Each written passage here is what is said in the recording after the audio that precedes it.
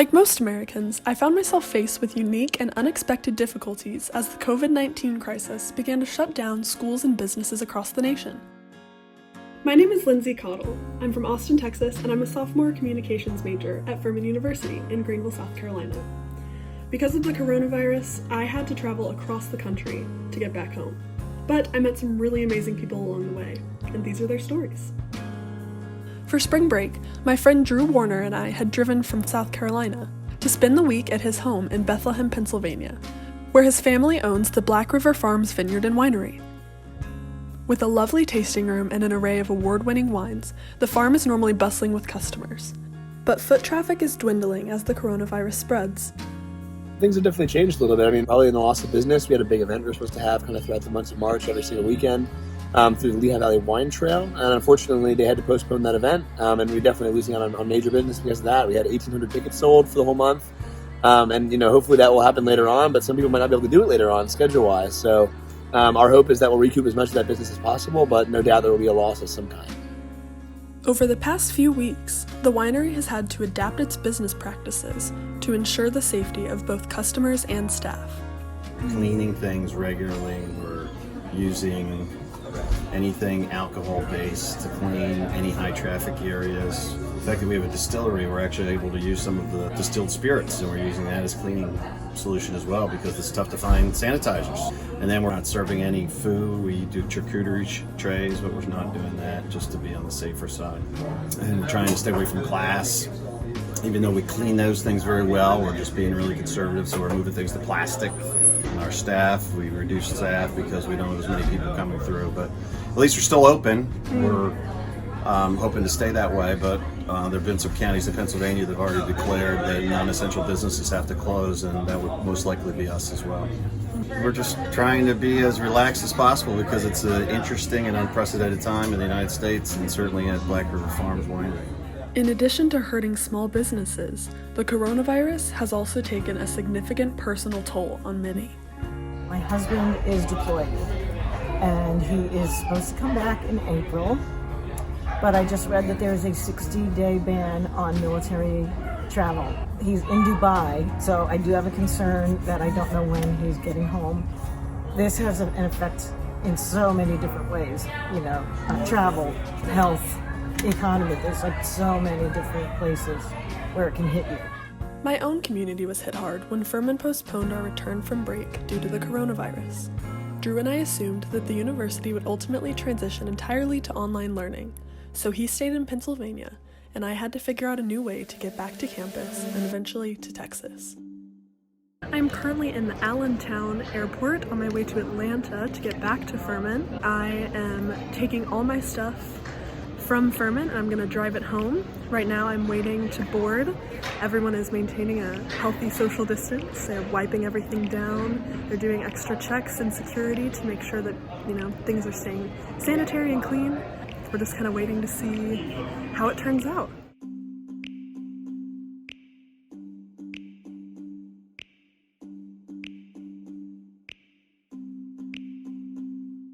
Officially made it to the Atlanta airport. One more flight to go until we're back in Greenville, South Carolina. There are not as many people here as there normally are. Atlanta is normally a huge, bustling airport, and it's pretty dead today, honestly. My flight was not even close to being full, and I expect it'll be the same for my next one. And a lot of people that I am seeing are wearing masks. The restaurants are not very populated. There aren't a lot of crowds moving around. For the most part, it's not the Atlanta airport we're used to. While waiting for my connecting flight, I ran into a Furman professor on his way home from directing a semester abroad in Brussels, Belgium. We found out about maybe a month into our trip that the coronavirus was spreading really rapidly across Europe. And so we started communicating to students that the trip might be canceled. And last week, really kind of seriously, here's the steps that Furman would take if we were going to cancel. And then with Trump's message on Thursday night, we will be suspending all travel from Europe to the United States for the next 30 days. We had a lot of parents react quickly to that news, and so bought tickets for their children. And then at that point, we needed to cancel the program. I spent all day and night getting students booked on flights and checking in on them the first 2 days. Since then, it's been a little bit more slow pace. I've just been in regular communication, just making sure that everyone feels comfortable with their flights home. The health screenings have gone okay. I'm about to fly home, but the windshield wipers broke on that plane as well. And so just another delay in an already crazy semester.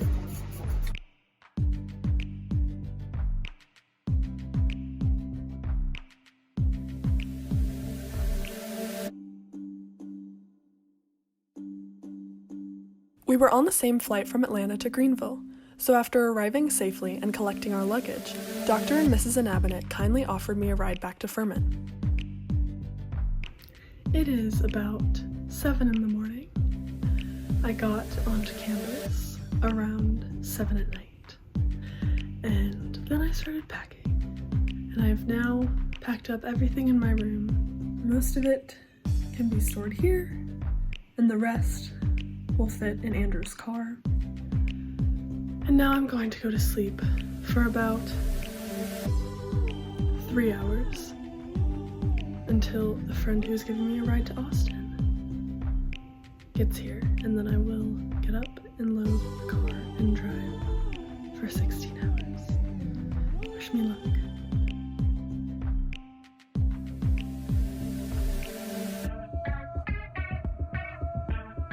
It was going to be a long drive for me, but Andrew had already been driving for 2 days. I drove from Austin to Little Rock to Knoxville to Greenville, and that was like 22 hours total. I did that by myself, and then picked up Lindsay, and we done the second half.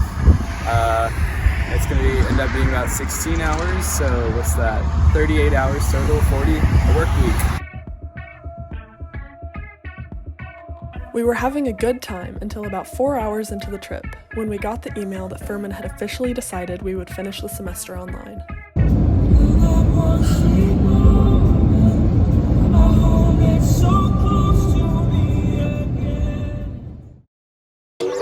I'm hallucinating. I'm hallucinating. I'm hallucinating. I'm hallucinating. School's canceled for the semester or moved online, which kind of sucks. Don't get to see my Furman family, new home, but I don't know. I have to be back home for a semester or half a semester. All of our lectures are going to be pre-recorded, and then we're going to do our exams, or we're going to have to sit in a Zoom conference, and he's going to watch us take our exams, which is a little weird. Not having that accountability is going to be difficult. I really hope I do keep up with it, because I need to keep this learning, because it rolls on for the chemistry major, and so I hope it goes well. Got high hopes. I'm scared to drink the water, baby. I think you drank the water. I'm hallucinating. We have driven 9 hours today. 9+. 9 plus, yes. We are now in New Orleans, and it is 9 o'clock at night, and we were just looking for some food, but apparently there is a government mandate that all restaurants have to be shut down by 9 p.m. So I missed the cutoff by about 2 minutes.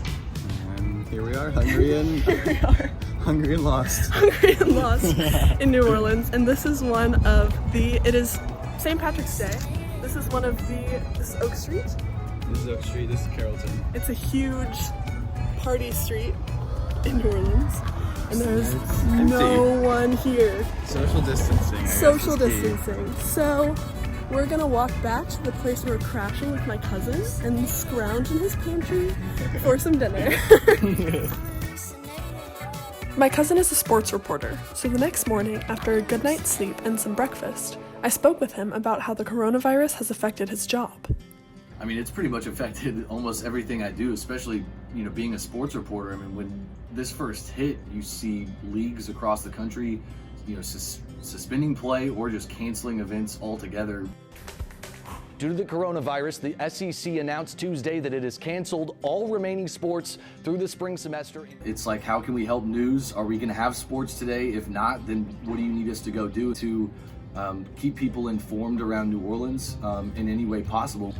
We've kind of even had to social distance a little bit at work, and the way that we've had to cover stories is a little bit different. We can't go out and just interview people like we used to. We've kind of tried to practice doing more Skype interviews. All right, due to social distancing, doing the WWL TV sports block from my house. Try to limit our social interaction and almost try to quarantine ourselves. Yeah, it's been a bit of a curveball. We said bye to my cousin, topped off our oil, and hit the road. After a few more hours of driving through the Louisiana marshlands, and a few more strange social distancing experiences,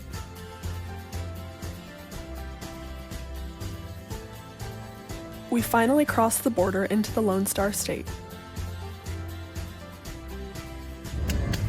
Deep in the heart of Texas.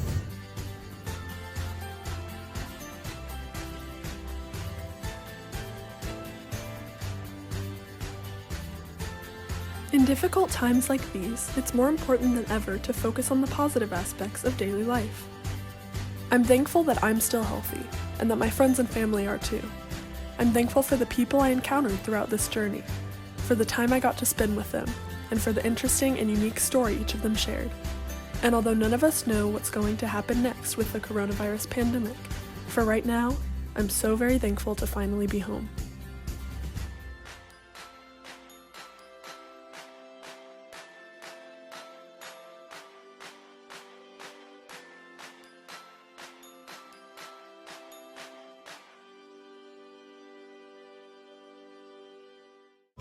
Well, looks like it's over.